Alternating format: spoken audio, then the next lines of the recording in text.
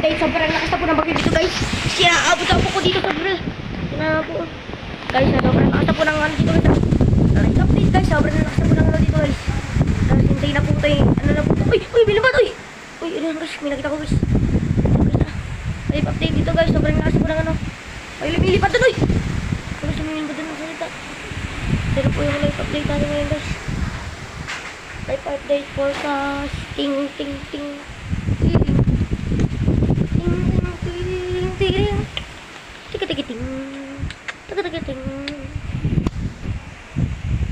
Ito na yung live forecast guys. So,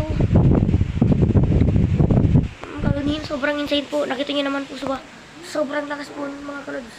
Hindi po talaga nagpapatilo ng mga kalods. Sobrang lakas mga kalods.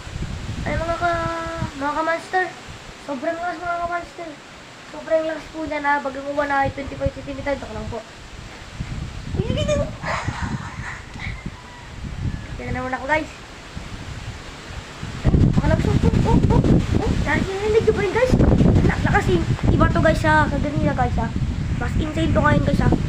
Hindi to normal guys ha. Kaganina yung malang yan guys. So nakita ko naman pinost na yung isang ganun guys. Ano lang yan. Hindi pa insane. Ito insane na to guys. Hindi na to kabiro ano. Umahampas guys.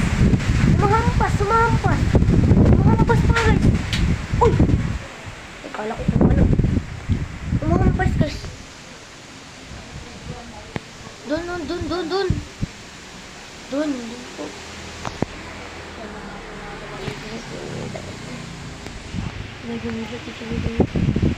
Ito na nga po live forecast natin dito. Sobrang lakas po ng bagyo. And ito na po yun. So guys, update ko kayo mamayang gabi. Yan, ipopost ko man itong video and upload ko to at mamayang gabi baka asahan yung mas malakas pa dito mga kanon. Silaban ko na lang yun, no? Oh? Umahapak lang talaga ngayon, no? Ayun na ni. Nagtangkang lang guys, oh. So, live forecast lang natin to guys, ha? November 9 pa rin to guys. Live forecast. TV Radyo!